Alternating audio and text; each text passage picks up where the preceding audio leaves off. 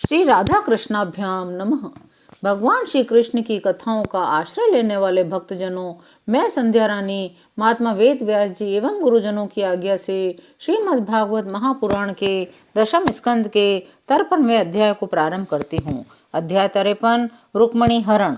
श्री सुखदेव जी कहते हैं, परीक्षित, भगवान श्री कृष्ण ने विदर्भ राजकुमारी रुक्मणी जी का यह संदेश सुनकर अपने हाथ से ब्राह्मण देवता का हाथ पकड़ लिया और हंसते हुए यूं बोले, ब्राह्मण देवता, जैसे विदर्भ राजकुमारी मुझे चाहती हैं वैसे ही मैं भी उन्हें चाहता हूँ। मेरा चित्त उन्हीं में लगा रहता है।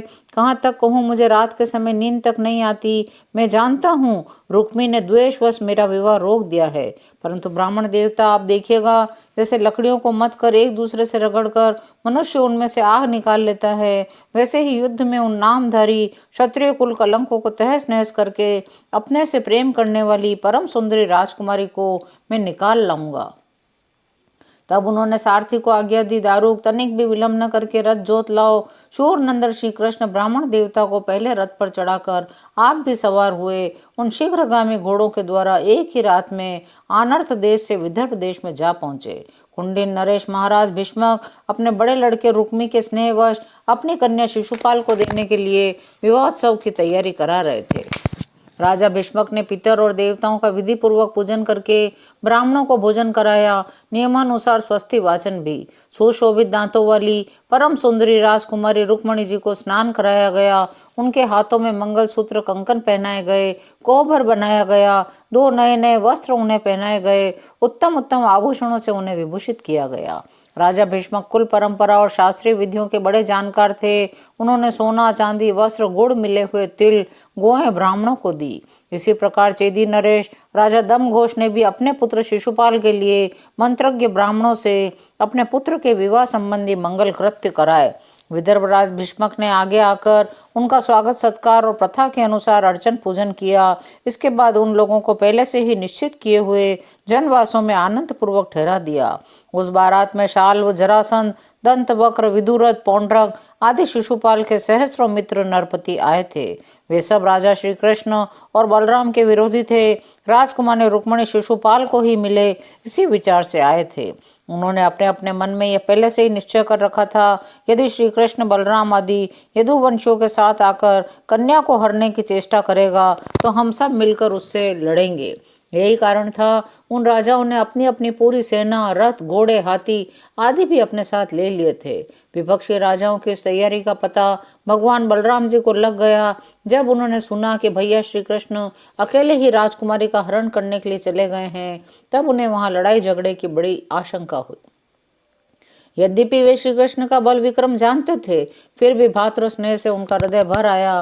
वे तुरंत ही हाथी, घोड़े, रथ, पैदलों की बड़ी भारी चतुरंगिनी सेना साथ लेकर कुंडनपुर के लिए चल पड़े। इधर परम सुंदरी रुक्मणी जी भगवान श्री कृष्ण के शुभागमन की प्रतीक्षा कर रही थी। उन्होंने देखा श्री कृष्ण की तो कौन कहे, अभी ब्राह्मण देवता भी नहीं लौटे, तो वे बड़ी चिंता में पड़ गई। ओहो, अब मुझ अभागिनी के विवाह में केवल 1 रात की देरी है, परंतु मेरे जीवन सर्वस्व कमल नयन भगवान अब भी नहीं पधारे। इसका क्या कारण हो सकता है, कुछ निश्चय नहीं मालूम पड़ता। यही नहीं, मेरे संदेश ले जाने वाले ब्राह्मण देवता भी तो अभी तक नहीं लौटे हैं।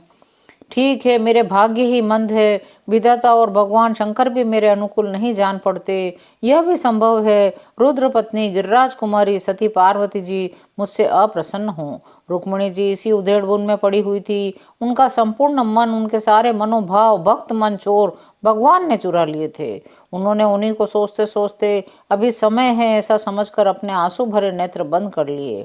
परीक्षित, इस प्रकार रुक्मणी जी भगवान श्री कृष्ण के शुभागमन की प्रतीक्षा कर रही थी। उसी समय उनकी बाईं जांग, भुजा, नेत्र फड़कने लगे, जो प्रीतम के आगमन का प्रिय संवाद सूचित कर रहे थे।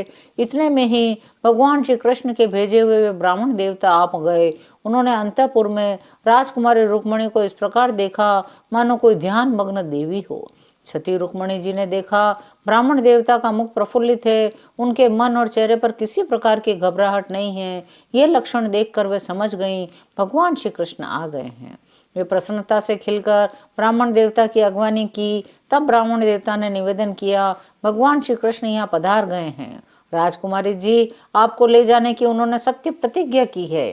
राजा भीष्मक ने सुना कि भगवान श्री कृष्ण और बलराम जी मेरी कन्या का विवाह देखने के लिए उत्सुकतावश यहाँ पधारे हैं। तब तुरई भेरी आदि बजवाते हुए पूजा की सामग्री लेकर उन्होंने उनकी अगवानी की। भगवान भीष्मक जी बड़े बुद्धिमान थे। भगवान के प्रति उनकी बड़ी भक्ति थी। उन्होंने भगवान को सेना और साथियों के सहित समस्त सामग्रियों से युक्त निवास स्थान में ठहराया, उनका यथावत आतिथ्य सत्कार किया। विदर्भ देश के नागरिकों ने जब सुना कि भगवान श्री कृष्ण यहाँ पधारे हैं, तब वे लोग भगवान के निवास स्थान पर आए, अपने नयनों की अंजलि में भर भर कर उनके वदनारविंद का मधुर मकरंद रस पान करने लगे। वे आपस में बातचीत करने लगे। रुक्मणी तो इन्हीं की अर्धांगिनी होने के योग्य हैं और ये श्याम सुंदरी रुक्मणी के योग्य पति है, दूसरी कोई इनकी पत्नी होने के योग्य नहीं है। जिस समय प्रेम प्रवश होकर पूर्ववासी लोग परस्पर इस प्रकार की बातचीत कर रहे थे, उसी समय रुक्मणी जी अंतःपुर से निकलकर देवी जी के मंदिर के लिए चली। बहुत से सैनिक उनकी रक्षा में नियुक्त थे। वे प्रेम मूर्ति श्री कृष्णचंद्र के चरण कमलों का चिंतन करती हुई भगवती भवानी के पाद पल्लवों का दर्शन करने के लिए पैदल ही चली। वे स्वयं मौन थी। माताएं, सखी, सहेलियां सब ओर से उन्हें घेरे हुए थी। उस समय मृदंग, शंख, ढोल, तुरई, भेरी आदि बाजे बज रहे थे। देवी जी के मंदिर में पहुंचकर रुक्मणी जी ने अपने कमल के सदृश सुकोमल हाथ पैर धोए, आचमन किया। इसके बाद बाहर भीतर से पवित्र एवं शांत भाव से युक्त होकर अंबिका देवी के मंदिर में प्रवेश किया।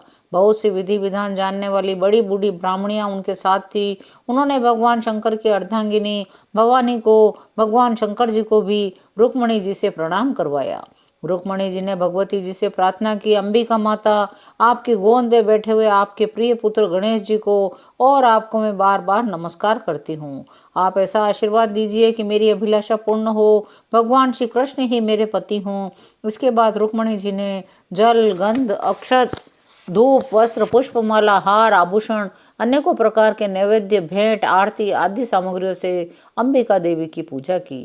तदनंतर उक्त सामग्रियों से नमक, पुआ, पान, कंठ सूत्र, फल, ईख से सुहागिन ब्राह्मणियों की भी पूजा की। तब ब्राह्मणियों ने उन्हें प्रसाद देकर आशीर्वाद दिए और दुल्हन ने ब्राह्मणियों और माता अंबिका को नमस्कार करके प्रसाद ग्रहण किया। पूजा अर्चा की विधि समाप्त होने पर उन्होंने मौन व्रत तोड़ दिया। वे अपनी सहेली का हाथ पकड़कर गिरजा मंदिर से बाहर निकली। परीक्षित, रुक्मणी जी भगवान की माया के समान ही बड़े बड़े धीर वीरों को भी मोहित कर लेने वाली थी। उनका कटिभाग बहुत ही सुंदर और पतला था। मुखमंडल पर कुंडलों की शोभा जगमगा रही थी। उनकी अलकें चंचल हो रही थी। उनके होठों पर मनोहर मुस्कान थी। उनके दांतों की पांत थी कुंद कली के समान। लाल लाल होठों की चमक उस पर लालिमा आ गई थी। वे अपने सुकुमार चरण कमलों से पैदल ही राजहंस की गति से चल रही थी। इस प्रकार रुक्मणी जी भगवान श्री कृष्ण के शुभागमन की प्रतीक्षा करती हुई अपने कमल की कली के समान सुकुमार चरणों को बहुत ही धीरे धीरे आगे बढ़ा रही थी। उसी समय उन्हें श्याम सुंदर भगवान श्री कृष्ण के दर्शन हुए। राजकुमारी रुक्मणी जी रथ पर चढ़ना ही चाहती थी कि भगवान श्री कृष्ण ने समस्त शत्रुओं के देखते देखते उनकी भीड़ में से रुक्मणी जी को उठा लिया। उन सैकड़ों राजाओं के सिर पर पांव रखकर उन्हें अपने उस रथ में बिठा लिया जिसकी ध्वजा पर गरुड़ का चिन्ह लगा हुआ था। इसके बाद जैसे सिंह सियारों के बीच में से अपना भाग ले जाए, वैसे ही रुक्मणी जी को लेकर भगवान श्री कृष्ण, बलराम जी आदि यदुवंशियों के साथ वहां से चल पड़े। उस समय जरासंध के वशवर्ती अभिमानी राजाओं को अपना यह बड़ा भारी तिरस्कार, यश कीर्ति का नाश सहन न हुआ। वे सबके सब चिढ़कर कहने लगे, हमें धिक्कार है, आज हम लोग धनुष धारण करके खड़े ही रह गए। ये ग्वाले जैसे सिंह के भाग को हिरण छीन ले जाए, उसी प्रकार हमारा सारा यश छीन ले गया। 53वां अध्याय यहीं विराम लेता है। शेष अगले अंकों में। जय श्री कृष्ण।